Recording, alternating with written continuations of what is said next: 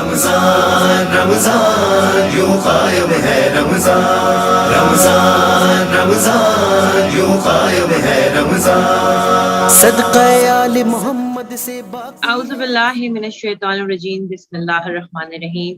السلام علیکم ناظرین، بطول زہرا قائم ٹی وی کینیڈا سے آپ کی خدمت میں حاضر ہے پروگرام پیام قرآن لے کر، اور آج ہمارے پروگرام کا چوتھا سلسلہ ہے، یعنی 4th ایپیسوڈ ہے، جس میں ہم گفتگو کر رہے ہیں۔ پہلی ہم نے بات کی تحمیدی گفتگو تھی، اور اس کے بعد پھر ہم نے حدیث قدسی اور قرآن اور حدیث نبوی کے درمیان ہمیں جو ہے وہ ہماری عالمہ صاحبہ نے بتایا، اور اس کے بعد جو تیسرا ہم نے سلسلہ جاری کیا اس میں ہم نے بسم اللہ الرحمن الرحیم سے تفسیر کی۔ آج ہم چوتھا پروگرام شروع کرنے جا رہے ہیں۔ سب سے پہلے میں تعارف کراتی چلوں اپنی خاتون معلمہ کا، سیما زیدی صاحبہ کا۔ السلام علیکم۔ وعلیکم السلام، کیسی ہیں آپ؟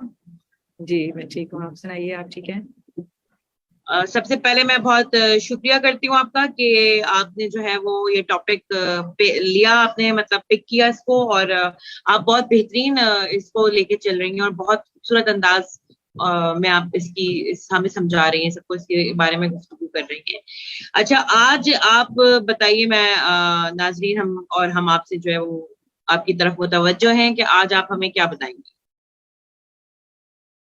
اعوذ باللہ من الشیطان الرجیم، بسم اللہ الرحمن الرحیم، الحمد للہ رب العالمین، والصلاة والسلام علی محمد وآلہ الطیبین الطاہرین۔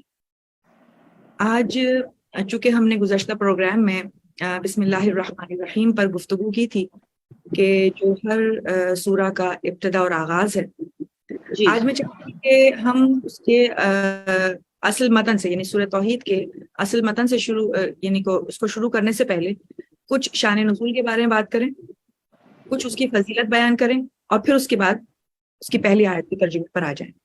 شان نزول یہ ہے کہ وہ کیا موقع تھا کہ جس کے سبب یہ سورہ نازل کیا گیا، یعنی قرآن کریم کے اندر ہر سورہ کا ایک پیچھے بیک گراؤنڈ تھا، یعنی ایک واقعہ ہوا، ایک بات ہوئی جس کے سبب جو ہے وہ پروردگار عالم کی جانب سے وہ سورہ نازل کیا گیا۔ تو اس کا شان نزول کیا ہے، یعنی کہ نزول یعنی نازل ہونے کی وجہ کیا ہے، نازل ہونے کی شان کیا ہے۔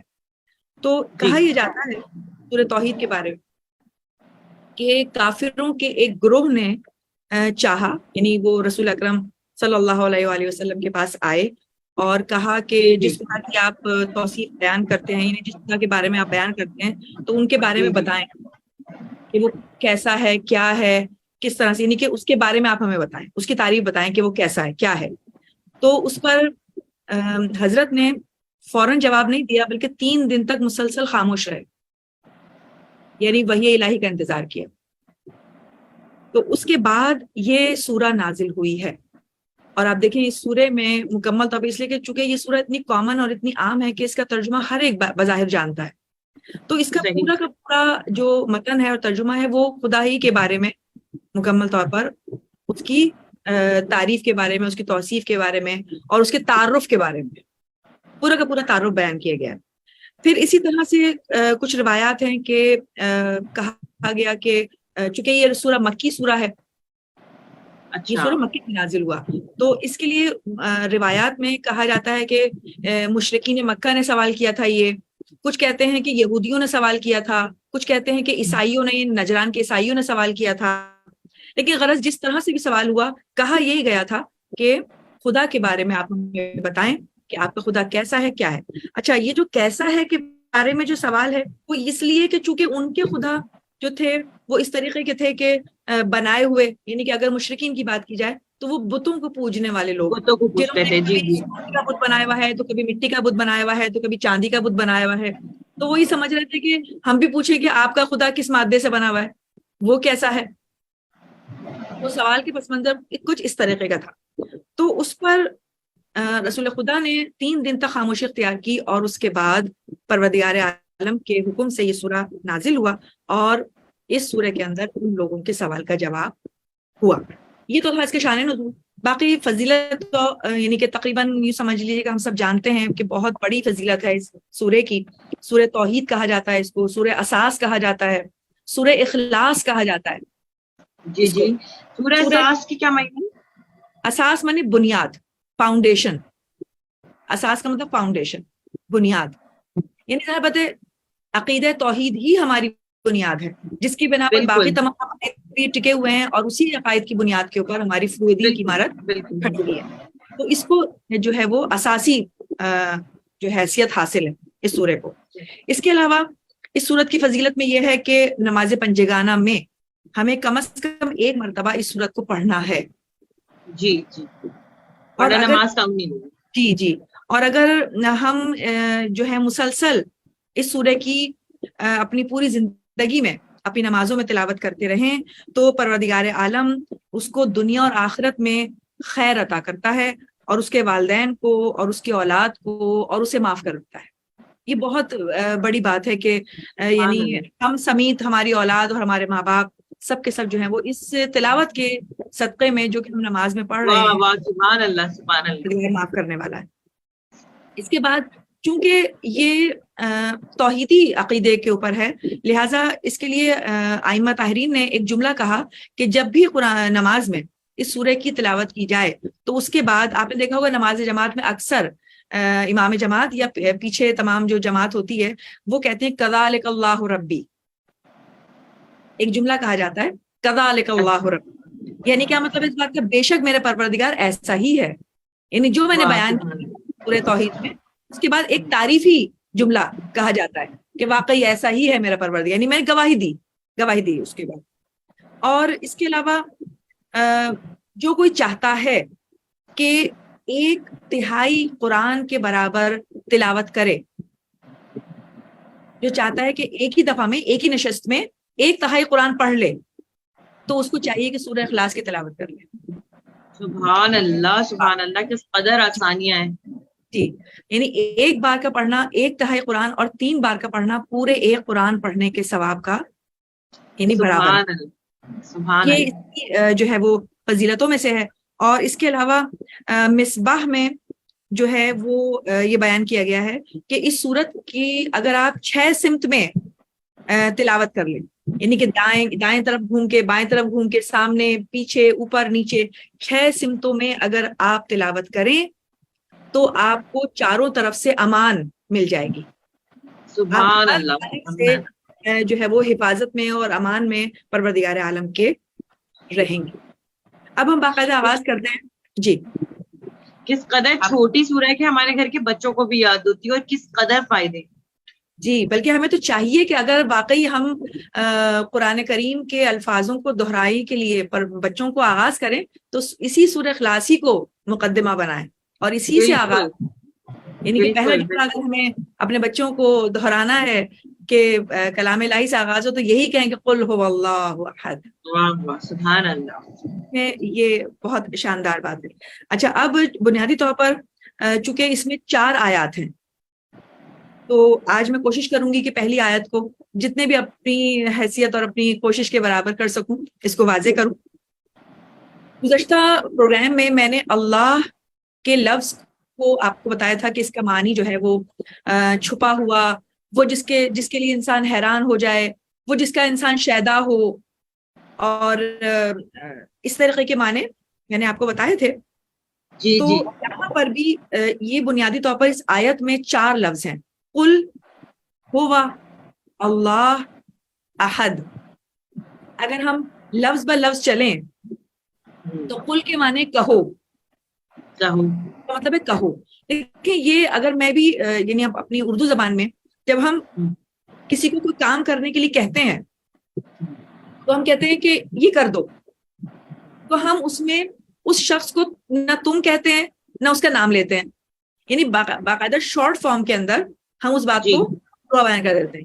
کہ جیسے مثال کے طور پر میں اپنے کسی بچے سے کہوں نماز پڑھو, تو اس کا مطلب میں یہی کہنا چاہ رہی ہوں کہ تم نماز پڑھو. جی جی, ٹھیک ہے نا. اسی طرح سے یہاں پر قل کہو,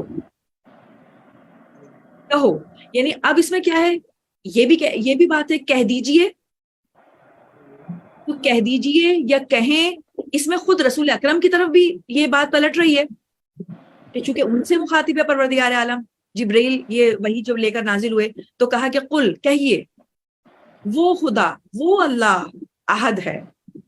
تو اب ایک جانب یہ رسول اکرم سے کہا جا رہا ہے اور دوسری جانب عمومی طور پر رسول اللہ کے ذریعے تمام امت سے کہا جا رہا ہے جی جی کہ آپ ان سے کہہ دیجئے، آپ ان سے کہہ دیجئے کہ خدا ایک ہے، یکتا ہے.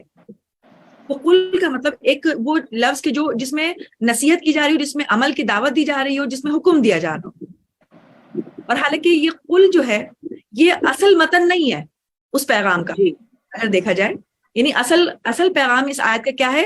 هو اللہ احد. سمجھ میں آ رہی بات؟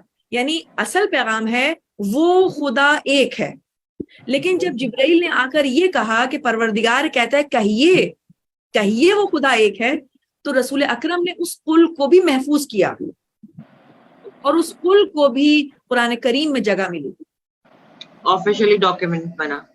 جی، وہ ڈاکیومنٹ بنا. یعنی رسول اکرم، یعنی علماء یہ کہتے ہیں کہ رسول اکرم کی امانت اور صداقت واہ یہ سبحان اللہ. بہترین ایگزامپل ہے کہ جبریل نے اگر یہ لفظ قل بھی کہا ہے آ کر، تو چونکہ وہ صاحب وحی ہیں، یعنی کہ وحی لانے والے ہیں، اور انہوں نے چونکہ یہ کہا کہ پروردگار عالم کہتے ہیں قل، کہیے، تو اس قل کو بھی رسول اکرم نے محفوظ کیا اور قرآن کریم میں جگہ دی. تو یہ تو تھی بات قل کی کہ اس میں ایک آرڈر ہے، ایک حکم ہے، ایک مطلب نصیحت ہے کہ آپ یہ کام کریں، دعوت دی گئی ہے. اس کے بعد جی. اللہ ہوا دیکھیں، ہوا وہ جب یعنی عربی لغت میں اندر ہوا کا مطلب ایک اشارے کے لیے استعمال کیا جانے والا لفظ. وہ جو خدا ہے نا وہ ایک ہے، یعنی اس طریقے کا اشارہ کیا گیا. وہ یعنی ایک طریقے سے اس میں ایک لطیف نقطہ یہ ہے کہ اس سے پہلے جتنے بھی لوگ تھے اور وہ جن خداؤں کو مان رہے تھے وہ سامنے تھے، ان کی آنکھوں سے نظر آ رہے تھے. صحیح، سمجھ گئی. یہاں پر اس مادی بصارت کو ایک طرف مبذول کرنے کے لیے، یعنی بصیرت کی نگاہوں کی طرف توجہ کرنے کے لیے، عقل کی بلندیوں کو، عقل کی طرف، ضمیر کو جگانے کے لیے پروردگار عالم نے یہاں پہ ہوا کا استعمال کیا. اور ہوا اتنی بڑی طاقت ہے، جیسے آپ نے اکثر صوفیہ کرام کے لیے جملہ سنا ہوگا، وہ اللہ ہو کا نعرہ لگاتے ہیں، وہ خدا. یعنی مجھے یہاں پر کوئی بھی ایسا نہیں ہے جو اس جیسا نظر آ رہا ہو، میری آنکھیں نہیں دیکھ سکتی ہیں لیکن میری عقل اس کی طرف متوجہ ہو سکتی ہے اور سوچ سکتی ہے. صحیح. اس مادیات سے ان نظروں کو ہٹانے کے لیے پروردگار عالم نے سب کی عقلوں کو ایک جانب سوچنے پر مجبور کیا. وہ جو تم سوچ رہے ہو کہ کوئی ہے، ان سے ہٹ کر جو تمہیں نظر آ رہے ہیں، جو تم نے اپنے ہاتھوں سے بنائے ہیں، کوئی سونے کا ہے تو کوئی چاندی کا ہے تو کوئی حلوے کا ہے تو کوئی مٹی کا ہے، وہ تمام خدا جو تم نے بنائے ہیں اور تمہیں نظر آ رہے ہیں، ان سے ہٹ کر اب تم اپنی عقلوں کو وہاں لے کر جاؤ.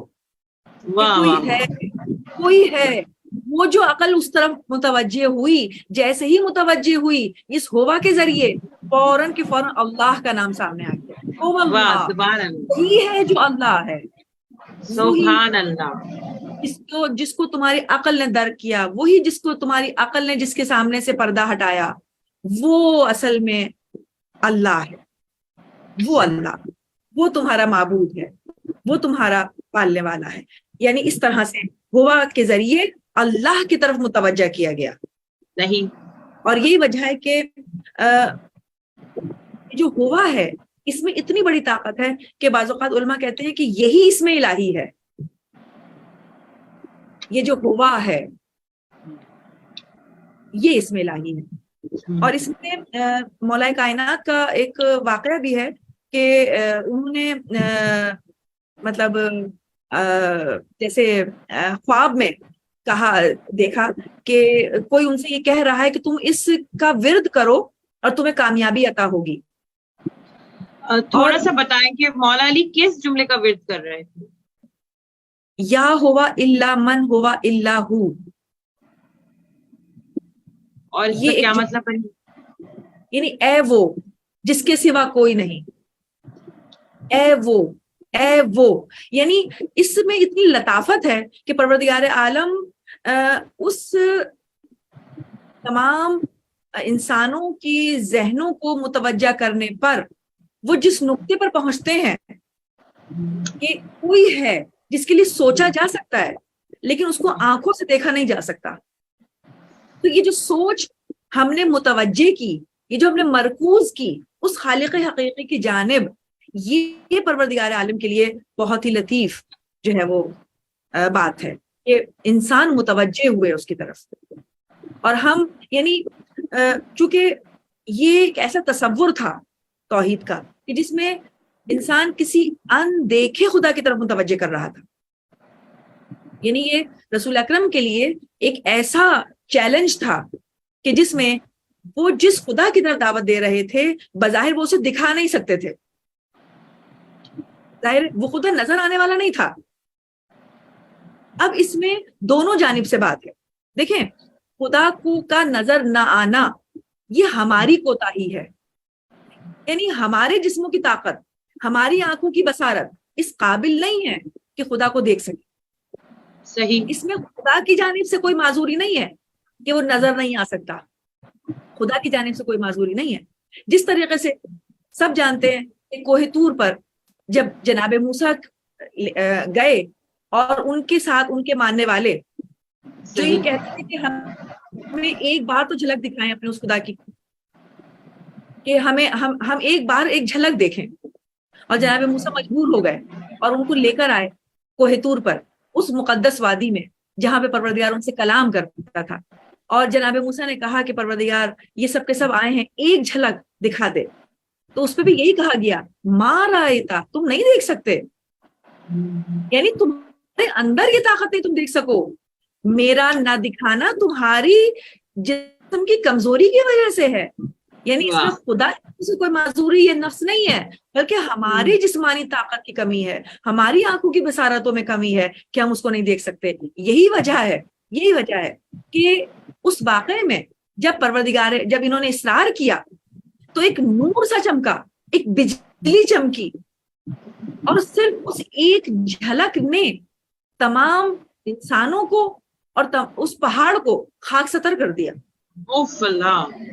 جی وہ پہاڑ سرما بن گیا، وہ انسان سب کے سب مر گئے، جل گئے. چونکہ وہ نبی خدا تھے موسیٰ، لہٰذا وہ بے ہوش ہوئے، اور جب وہ ہوش میں آئے تو انہیں اپنی غلطی کا احساس ہوا کہ میں نے ایک ایسی چیز کی خواہش ظاہر کی جو میری جسمانی طاقت سے باہر ہے. یعنی خود نبی خدا اس جسمانی طاقت کو نہیں رکھتے. اب اس موقع پہ میں آپ کی بات سن کے مجھے یہ احساس ہو رہا ہے کہ دعا مانگنے کا سلیقہ آنا بھی بہت بڑی بات ہے. جی بالکل، اس میں کوئی شک نہیں. اپنے لیے سوچ رہی ہوں کہ کبھی کبھی ہم لوگ کسی چیز کی ایسی ضد ٹھان لیتے ہیں اللہ تعالیٰ سے جو اس کو بہتر پتا ہوتا ہے کہ وہ نہ دے ہمیں تو زیادہ بہتر ہے، اور پھر جب بہت ضد ہوتی ہے تو وہ دے دیتا ہے کہ یہ لو، اور پھر وہ انسان سے بھگتا نہیں جاتا. وہ بھگتا نہیں جاتا. وہ تو ضابطہ جو چیز ہم نے مانگی ہے وہ چونکہ ہمارے لیے پریشانی کا سبب ہے تو وہ ہم اس میں پریشانی ہو جاتے ہیں. تو راضی برضا ہونا اسی کو کہتے ہیں کہ جو پروردگار کی طرف سے فیصلہ ہو اس میں انسان خوش ہو جائے. اور وہ بالکل ایسے ہی. بات یہ تھی کہ یہاں پر پروردگار عالم نے خیالوں کی پرواز کی ہے، خیالوں کو پرواز عطا کی ہے ہوا کے ذریعے، کہ وہ جو تمہارا خیال جس معبود کی طرف جا رہا ہے وہی معبود اللہ ہے. یعنی تم سوچ کر اس خدا کی طرف متوجہ ہو سکتے ہو، تم ظاہری طور پر اپنی بصارتوں کے ذریعے متوجہ نہیں ہو سکتے. اور اس کے لیے میں آپ کو ایک اور بات بھی کہوں کہ جب کسی نے مولا سے کہا کہ مولا کیا آپ نے اپنے خدا کو دیکھا بھی ہے جو آپ اتنی عبادت کرتے ہیں، تو مولا نے بہت ہی خوبصورت جملہ کہا کہ علی اس معبود کی عبادت کرتا ہی نہیں جسے نہ دیکھا ہو. واہ واہ سبحان اللہ. علی نے اس معبود کی عبادت نہیں کی جسے نہ دیکھا ہو، لیکن پھر جب ایسا مطلب اس بات پر کہ جب سامنے والا حیران ہوا کہ یہ کیسے ممکن ہوا کہ علی نے دیکھا، تو علی نے کہا کہ تم کیا سمجھتے ہو کہ کیا میں نے ان آنکھوں سے خدا کو دیکھا ہے؟ نہیں، میں نے اپنے قلب کی بصیرتوں سے، اپنے قلب واہ کی واہ، خدا کو سبحان پہچانا. اللہ سبحان اللہ. تو میں کسی ایسے خدا کو خدا مان ہی نہیں سکتا کہ جس کا جلوہ میں نہ دیکھ پا رہا ہوں، اور یہ پوری کائنات جلوہ گر ہے، اس خدا کی طرف اشارہ کر رہی ہے. اس کے بعد آخری چیز کہ جو اس پورے آیت کے اندر حاصل کلام ہے وہ ہے احد. یعنی ہم متوجہ تو ہو گئے اس اللہ کی جانب کہ ہاں وہ جو ہمارے خیال میں ہمیں متوجہ کر رہا ہے کہ ان جیسوں کی بس کی بات نہیں ہے اس پوری کائنات کا خلق کر دینا، لہٰذا کوئی ہے جو ہماری آنکھوں سے نظر نہیں آ سکتا لیکن اتنی طاقت اور قدرت رکھ سکتا ہے کہ ہم سمیت پوری کائنات کو خلق کیے ہوئے ہے. وہ کیسا ہے؟ احد ہے. یعنی اب اس لفظ احد کے اندر عربی زبان میں اگر ہم اس کے میننگ کی طرف جائیں، معنی کی طرف جائیں، تو دو معنی ذہن میں آتے ہیں. ایک تو یہ کہ تعداد کے حساب سے ہم دیکھیں کہ کتنے ہیں، کتنے خدا؟ ایک خدا، ایک خدا. لیکن علماء یہ کہتے ہیں کہ ایک کہنے میں کمی رہ جائے گی، اس لیے کہ ممکن ہے کہ اس جیسا کوئی اور ایک اور بھی ہو، یعنی اس جیسا کوئی اور بھی ہو.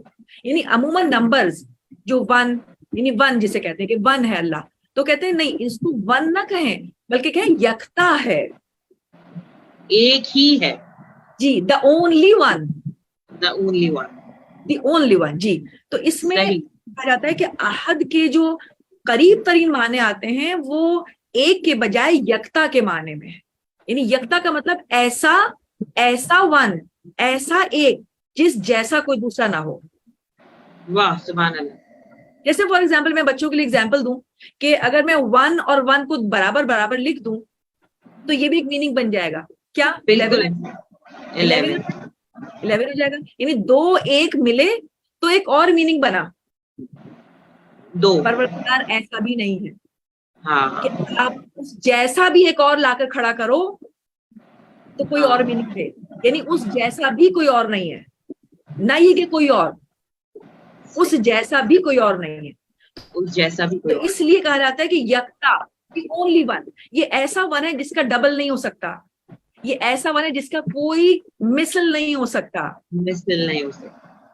اسی لیے کہا جاتا ہے لیسا کمثلہ شیء، اس جیسا کوئی اور نہیں ہے. سبحان اللہ.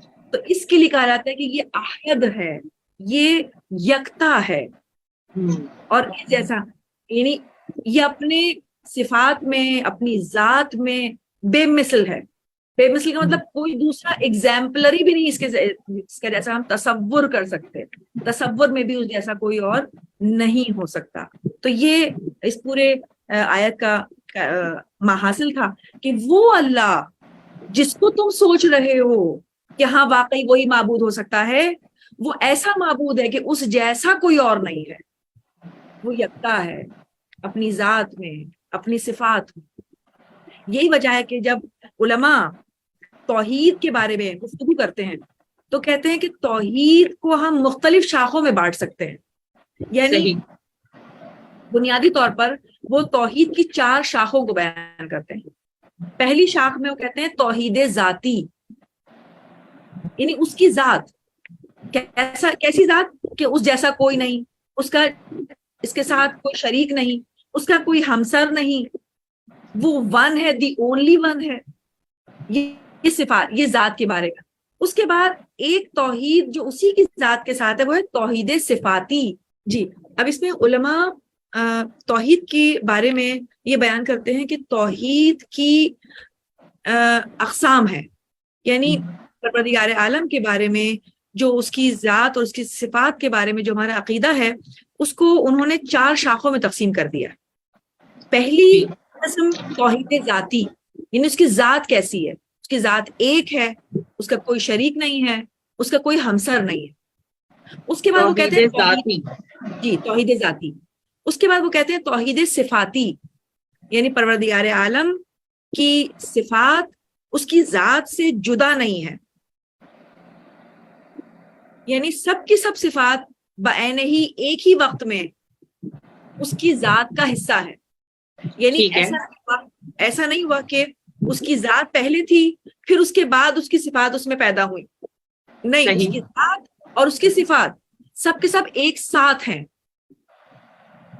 ان میں کوئی گیپ نہیں ہے, بالکل عین ذات کا حصہ ہے.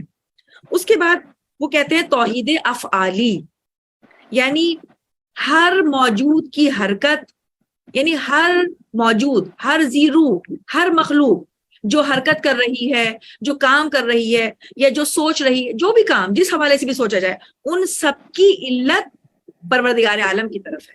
یعنی اگر وہ توحید افعالی, یعنی اگر وہ نہ چاہے تو کوئی بھی زیرو کوئی حرکت نہیں کر سکتی. بے شک صحیح. تو ان تمام موجودات کی حرکت کی وجہ پروردگار عالم ہے. صحیح. یہ توحید افعالی, یعنی ہم ایک ایسے خدا پہ یقین رکھتے ہیں کہ جو ہمارے تمام کاموں کو حرکت عطا کرنے والا ہے.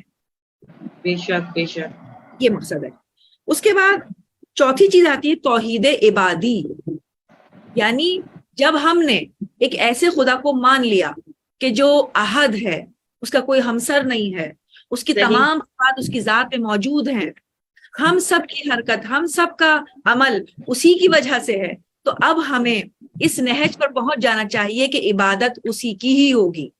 اور یہ پارٹ ہے کہ جس میں ہم آخری منزلوں میں پہنچ کر اپنی تمام عبادتوں کو, اپنے تمام سجدوں کو, اپنے تمام توجہ کو صرف اور صرف اللہ کی جانب مرکوز کریں اور اسی کی عبادت کریں, اس لیے کہ اس کا کوئی اور غیر اس عبادت کے لائق ہی نہیں ہے. یعنی کوئی ایسا نہیں ہے کہ جس کو ہم اس قابل سمجھیں کہ ہم اپنا سر اس کے آگے جھکائیں. صحیح. یہ جو ہے وہ آپ نے 4 بیان کی, توحید ذاتی, توحید صفاتی, توحید افعالی اور توحید عبادی. جی, یعنی ان چاروں توحید کے مراحل کو اپنا کر ہم خالصتاً توحید کے حق کو ادا کر پائیں گے, ورنہ یہ نامکمل عقیدہ ہی رہ جائے گا. اللہ اکبر. مطلب بہت ہی, ناظرین یہ بہت ضروری ہے, یہ ایپیسوڈ آپ لوگ دیکھیے اور سمجھیے کہ یہ کس پوائنٹ کو سمجھا رہی ہیں اور بتا رہی ہیں. اور وی آر بلیسڈ کہ ہمیں اتنی اچھی ٹیچر ملی, سیما زیدی صاحبہ, اللہ تعالیٰ آپ کو صحت زندگی دے. کس بہترین انداز سے آپ ہمیں سمجھا رہی ہیں.